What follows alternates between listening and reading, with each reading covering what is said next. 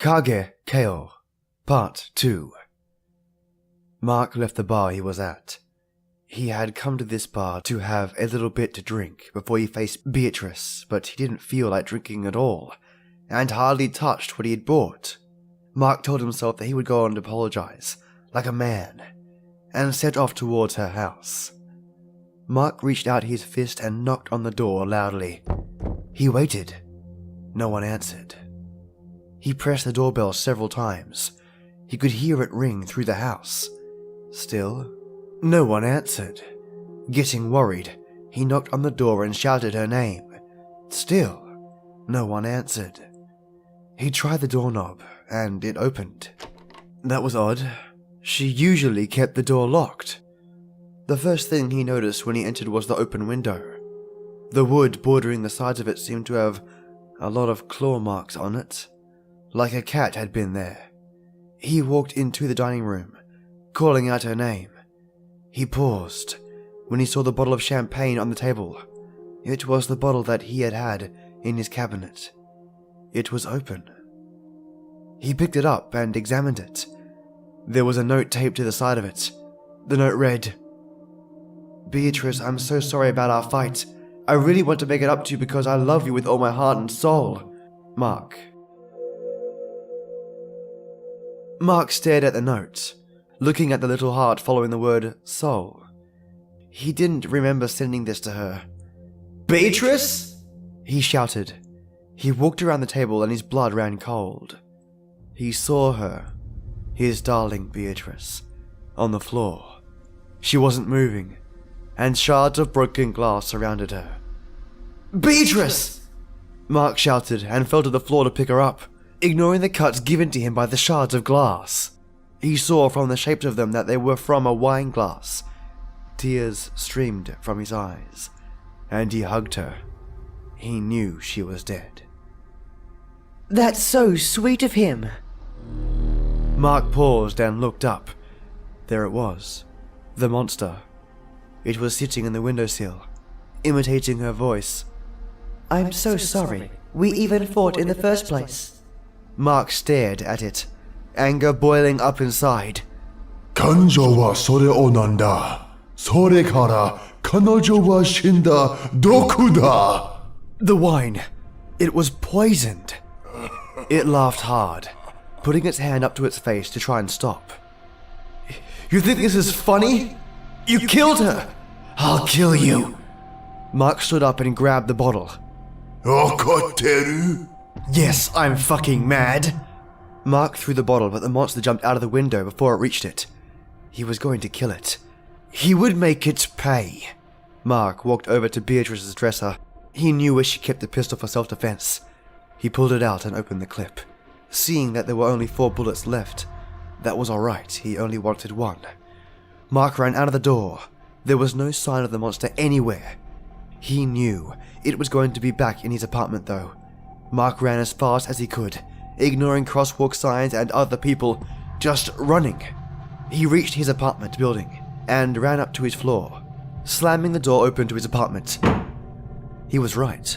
The monster was there. It was lying on top of a bookshelf, holding a glass of wine, the wine bottle in the other hand. ワインはなくなった。 The only thing empty is your heart. Mark flew into a rage and pointed the gun towards it, shooting a bullet. It sprung up and jumped to the wall, leaving the wine glass and clinging to it with its claws, so that its back was facing Mark. He shot a second time, and it flipped over, so it was now facing Mark, its left arm and leg bending farther than a normal human's. He shot again, and it dropped to the floor, now on all fours. Mark shot yet again, and it did a roll to dodge. Then it jumped back onto the wall, staying there and staring at him. Mark walked over to it angrily and pointed the pistol towards its forehead. He pulled the trigger, but there was only a click, indicating that there were no more bullets. The monster began to laugh crazily.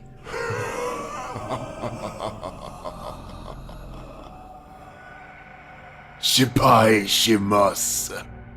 Fail? Fail? We'll see about that.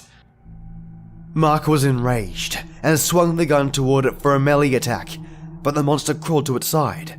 Picking up the wine glass that it had left on the bookshelf, it threw that wine glass at Mark, but Mark dodged it. Then it threw the wine bottle and hit him square between the eyes.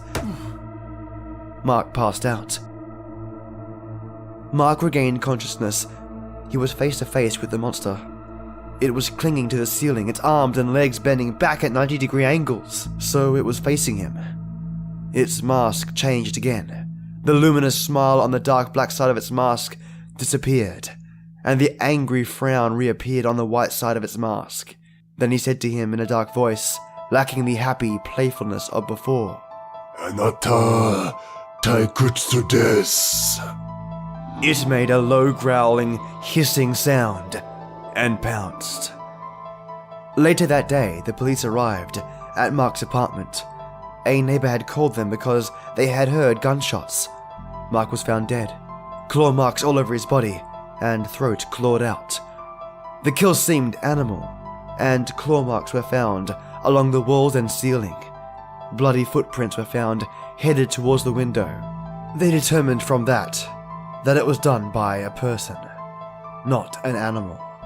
Upon further inspection of the body, they found something carved into the skin on his forehead. Taikutsuna.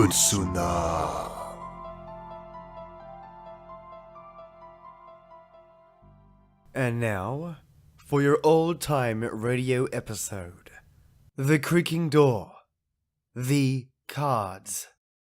What could be more harmless than a village fete run by the vicar for charity? The little tents and sideshows, the jumble sale, the village ladies all working hard to help the needy. What a pity our little fate may turn out to be a fate worse than death. Oh, well, it all looks so jolly this year, Mrs. Matthews. And the weather's been so kind. Vicar, we've been very lucky. Oh, do please have your fortune told before you leave us, won't you? Mrs. Heyman is telling the fortunes this year, and she's working so hard. Well, you know, I've always been rather reserved about having fortunes told at our annual fete. Oh, it's only in fun. Who could be more devout than Mrs. Heyman? Oh, very well. As you say, it's all in a good cause. Come on, ladies, have your fortunes told. Cross the old gypsy farm with silver. Oh, afternoon, Vicar. Going splendidly, isn't it? You're all making it go splendidly, my dear Mrs. Heyman. I've come to have my fortune told, by the way. Come in the tent, Vicar. You know, I couldn't get a crystal ball, so I substituted a pack of taro cards. Oh, do sit down. Thank you. Of course, you know the theory behind this kind of divination. I don't know anything about it at all. It's so old that the primitive African witch doctor uses the principle when he throws the bones. Yes, it's very ancient and very evil. Oh, well, my dear Vicar, this is one of those occasions on which out of great evil cometh great good, isn't it? Charity will benefit after all. Now, one spreads the cards out like this. Oh, there's man's fate, the hanging man, suspended by his feet from a gibbet. The wheel of fortune. It's all symbolic, of course. There is the devil. And there is death. Very interesting to a student of comparative religion, of course. Well, I don't understand anything about it. It's just a game. A nasty game. Unless done in the name of charity, when we all understand the whole thing is merely a joke. The idea was the spirits, evil spirits, take possession of the diviner. In this case, you, Mrs. Heyman, and spell out the future through the cards. A ridiculous notion, of course. Well, I've got a little book here that tells the combination. Now, in the first place, you're unmarried. Oh, everybody knows that I'm unmarried. Oh, please, Vicar, let's try to preserve something there, monsieur. There. You're going on a long voyage. But everybody knows I'm visiting the mission stations in Tanzania. You will meet a tall, blonde woman, a widow. No prospect of romance. Oh, unlikely. Unlikely for me. Oh, yes. There, you see? You're going to cross water, and there is the prospect of an inheritance. Fear death by fire. Fear that which flies in the air but is not a bird. Fear the things of night, the bat, the wolf, the leopard. Speak only truth, or evil will strike you. Oh, please, wake up, Mrs. Haven. Wake up. Oh, mercy me. She seems to have fallen into some kind of trance. The shuttle flies back and forth, and the thread is spun into the lives and deaths of men. Fear the flash of fire. Fear the high face of the sun at noon. Fear the agents of the dark. Fear the man with a skull's face. My dear Mrs. Haven, please. Oh, dear, I must get help. Help! Help!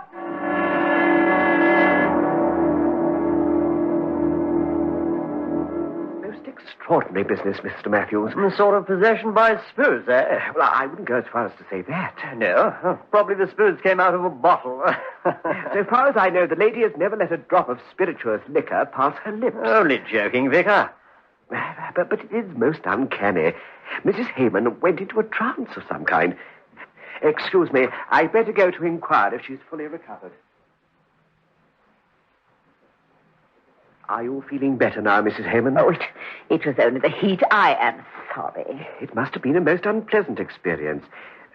Tell me, can you remember exactly what occurred? Well, I was telling your fortune, and I must, have simply passed out, that's all. You seemed to go into some kind of trance. Do you remember what you said? Oh, it was some nonsense I was making up. You said, fear death by fire. Fear that which flies in the air, but is not a bird. No. Fear the things of night, the bat, the wolf, and the leopard. Speak only truth, or evil will strike you. Oh, I'm sure I did. Well, I can assure you that you did, Mrs. Hayman. I feel that something caused you to give me a warning.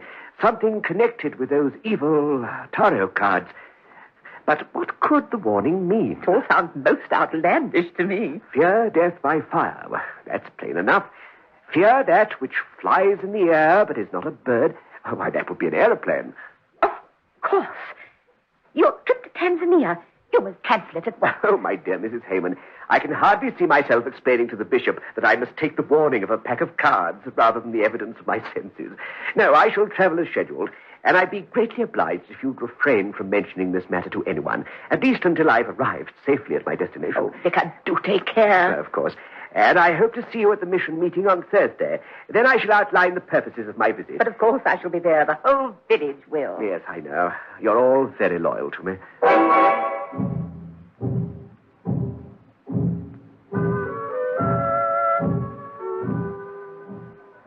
And now, without further ado, I'm going to ask the Reverend John Simmons to tell us about his coming visit to Tanzania.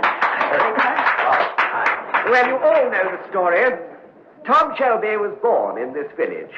He was a wayward boy, but did splendidly in the war. Later, he became a prospector in darkest Africa, but he never forgot his home village. Yeah. After the famous diamond find by Dr. Williamson, Tom Shelby took a quick look at the Ubongi district and discovered the fabulous Shelby diamond pipe.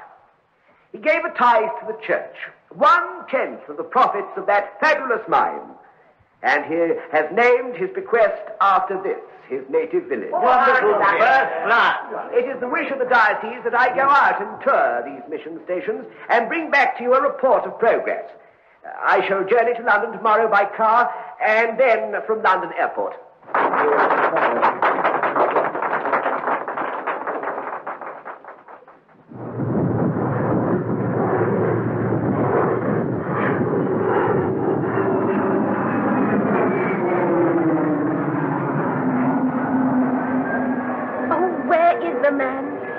Exasperating sometimes. Don't worry yourself, he'll show up. But that's the plane for Tanzania standing on the tarmac now. He's only got a few minutes. Oh, let's ask him to wait for him. I'm afraid they won't do that, May. He's got scarcely 5 minutes before she takes off. There's customs and immigration proceedings to go through. Oh, it really is too bad of him. Where can he be?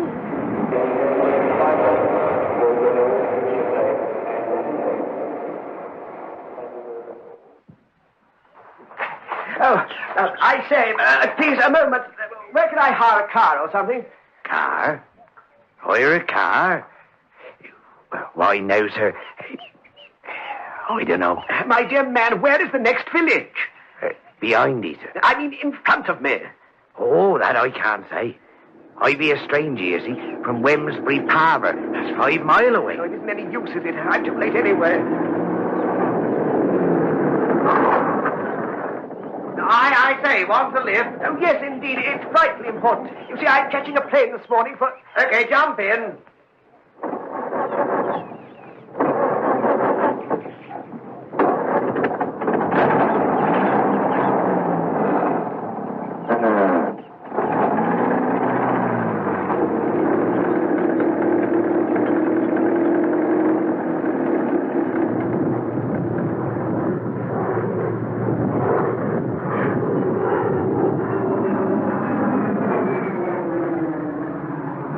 There's the vicar now. Where? In that ridiculous old car. Oh, his own must have broken down. Well, whatever's happened is too late. And the plane's about to take off, I'm afraid. Too cruel it really is. Oh, the poor vicar. Have I missed my aircraft? Oh, you have, but never mind. There's another leaving tomorrow. Look! Look at the plane! There's something wrong! She's crashing!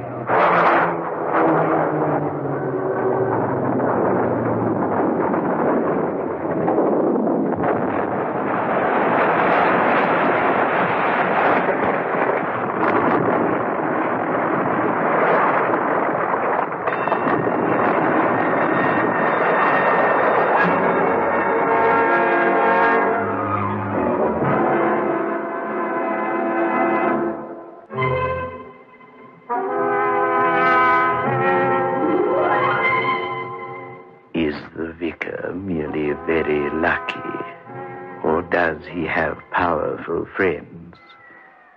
Let's find out, shall we?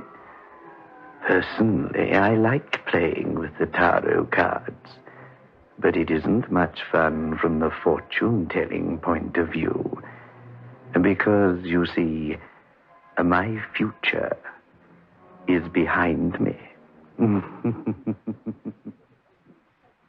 Vicar, there's a gentleman from Scotland Yard to see you, Inspector Stone. He's with Mr. Matthews now in your study. Yes, I shan't be a moment.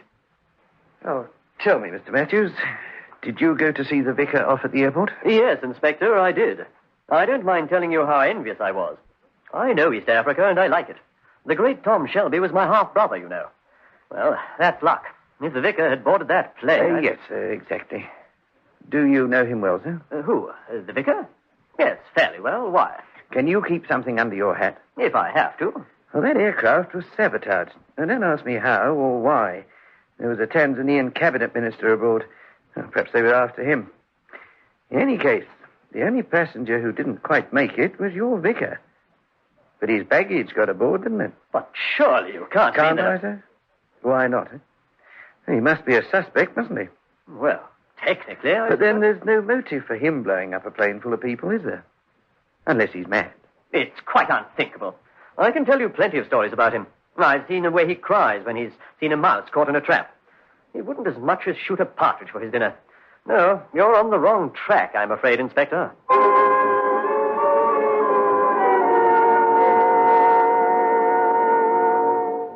May, I'm going to lay out the taro cards again. Oh, you're mad. Hasn't it caused enough trouble already? You aren't thinking very clearly, my dear. The cards warned of the accident. They didn't cause it. Fear the things of night. The wolf, the bat, and the leopard. Isn't that how it went? Then there was a bit about telling the truth or evil coming. Yes, I might get another message. Just let me look out of the window. We can see the vicar's house from here. Yes, the light is still on in the study. Is the police car still outside? Yes. Oh, but they've been with him for hours and hours. That poor man is plagued by the most awful misfortunes. Well, I think he was extremely lucky this morning. Don't you? With a little less than his luck, he'd be where the other victims are. Lay out the cards. Very well.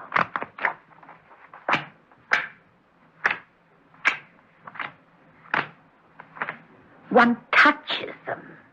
I don't know why, but I've seen gypsies do it. If you want to know, it's a sort of spell, a heathen ritual. They're horrible, aren't they? I find them fascinating.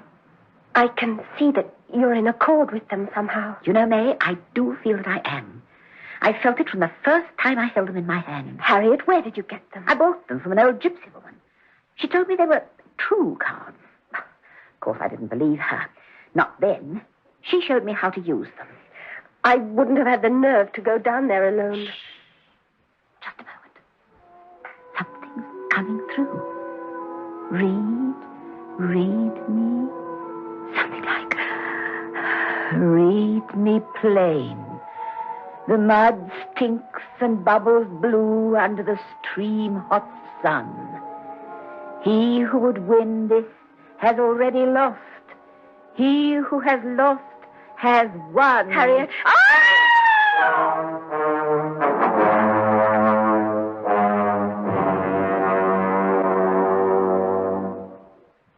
Now, I want you to go over that bit again, Mr. Simmons. Oh, dear, I'm dropping off to sleep. You want the swine court who blew up that aircraft, don't you? Yes, you know I do. Then give me your cooperation.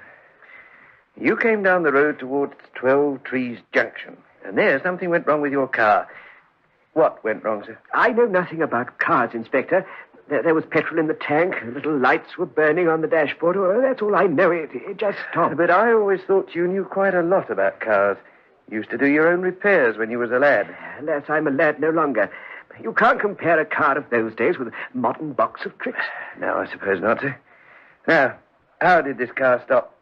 Did it just cut out? Did it splatter, or what? Spluttered, I think. You think? Don't you know, sir? No, I can't remember. I am far too tired. Now, let's come to the Tom Shelby estate. How long has Tom Shelby been dead? 6 weeks, that's all. Do you know how much he left? Oh, it must be a colossal amount. And with the mine's earning potential, 1,000 million wouldn't cover it. What a lot of good one could do with that money. Can you imagine a man who wanted to do good to the world so much that he'd sacrifice 100-odd people for it? The greatest good of the greatest number, as it were? I can't imagine a man so monstrous. But I'm perfectly prepared to believe that he could exist. Yeah. Do you know who is the beneficiary under the will, sir? Oh, I've no idea. And I refuse to answer any more of these silly questions. I don't care who benefits. Although I'm sure Tom will have left a tithe for the church. So you don't know who's the beneficiary? Why, you are, Mr. Simmons. You are.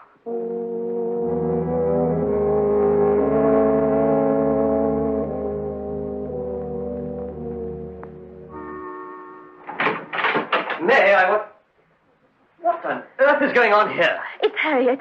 She was telling fortunes or something, and it happened again, and she screamed, and then she fainted. Oh, the silly fool. Hasn't she caused enough trouble with dabbling in this sort of thing? Oh, help me with her, will you? If she'd been the sort of thing that happened in Africa when you meddled with this divination nonsense, she'd think twice about it. Oh, put her head down.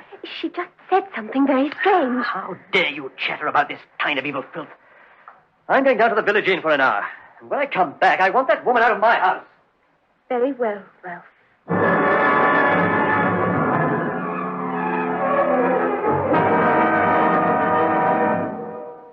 Well, Vicar, good night to you. I can let myself out. No, I shall see you to your car. I feel like a breath of fresh air in any case. No, as you wish, sir. You'll understand that it's my business to get to the bottom of this matter.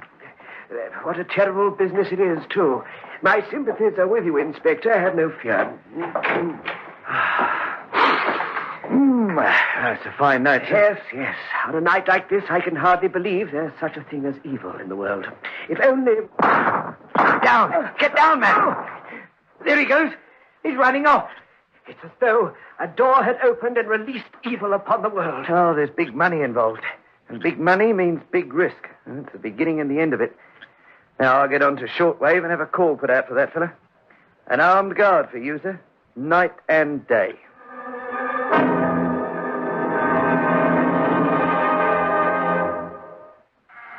Oh, I'm coming. Oh, good morning, Mrs. Heyman. Please come in. I was told your servant hadn't arrived, and that you'd no one to look after. Not in the mundane sense, no. It seems there's someone looking after me, though, for I've escaped death twice in 24 hours. I read the cards again last night. Oh, I think that was rather foolish of you. However, I must admit they did warn us truly on the first occasion. Yes, that which flies but is not a bird. I rather think that refers to a bullet, not an aircraft. We still have the things of the night and the penalty for telling lies. However, I'm not too greatly worried. The next warning makes no sense to me at all. I remember it very clearly, but it still makes no sense. What was the warning? A sort of garbled verse. The mud sticks and bubbles blue under the steam-hot sun. He who would win this has already lost. He who has lost has won. What could that possibly mean? Well, I don't think that's very difficult. Diamondiferous clay is often called blue ground. That must be the blue mud referred to. And the hot sun, that's Africa. One would suppose so. Now, he who would win has already lost. That's clear enough. The person who was trying to obtain possession is fated to disaster, while the man who is most disinterested has already gained possession. But who are these people? I only learned for the first time last night that old Tom Shelby left me his entire gigantic fortune. Oh, then you're a rich man. No. He who has lost has won. You see, Tom did that because I always befriended him. He did it because he knows I'm unmarried and will remain so, that I'm a man of extremely simple taste, that it therefore stands to reason that I shall use this money to advance what we both like to think of as the true and moral aims of life. My dear Mrs. Matthews, whatever is the matter? Ralph is dead. Oh, my dear, I'm very sorry for you. You wouldn't be if you knew he tried to shoot you last night, that he caused the deaths of all those people. I cannot judge him, May. The temptation was very great. He told me the entire thing. He put the bomb in your luggage, then he tried to shoot you. I don't know what to say. He must have been stark, raving mad. He was Tom Shelby's half-brother. He believed he should have inherited the mine. Oh, of course. Everything would have gone to him if the vicar had died before the will was probated. Yes, I suppose it was something like that. But of course he was mad, too. In any case, it's all over for him. He had an accident cleaning his shotgun. Oh, my dear. At least that's better for him and for you. Don't say that, Mrs. Hayman. There's no man so evil that he cannot contain a spark of supreme goodness. Now all is explained. Except for one thing. The cards. How on earth did Harriet get messages from the taro cards? I have no theories, ladies. I have nothing to say. They won't speak through me again. Before I came here, I threw them in the fire, and my heart was lighter to see them go. That was very wise of you. There is always a price to be paid for magic, and the price is too high to pay.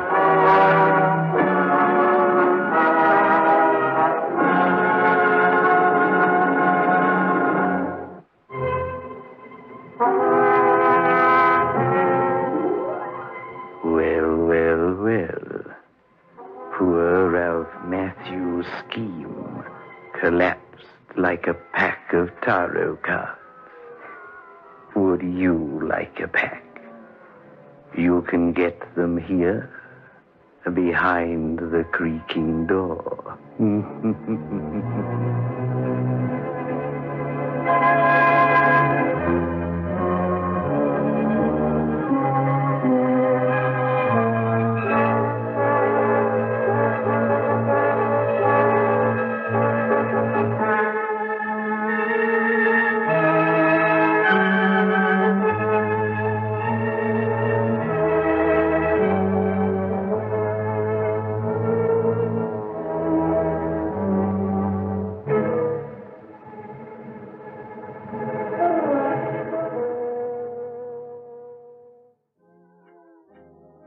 Goodness, you have to feel for Mark, and wonder what the hell he did to deserve such a fate. Or perhaps that is the great tragedy here. An innocent bystander, a man just minding his own business, is tangled up in a web of chaos that was walking just below him in the streets. And the creaking door never disappoints. Magic, fate lines, and fortune, just brilliant. This Wednesday, mates, I'm going to hop right back into some Lily Madrip and go from there, working my way through the remainder of her stories, as I've been getting many requests in this space. Not to mention, I really enjoy reading them. So, I can't wait to bring you more stories Wednesday. Stay tuned, share this podcast around if you think others you know would enjoy it, and thank you so much for listening. As always, till next time.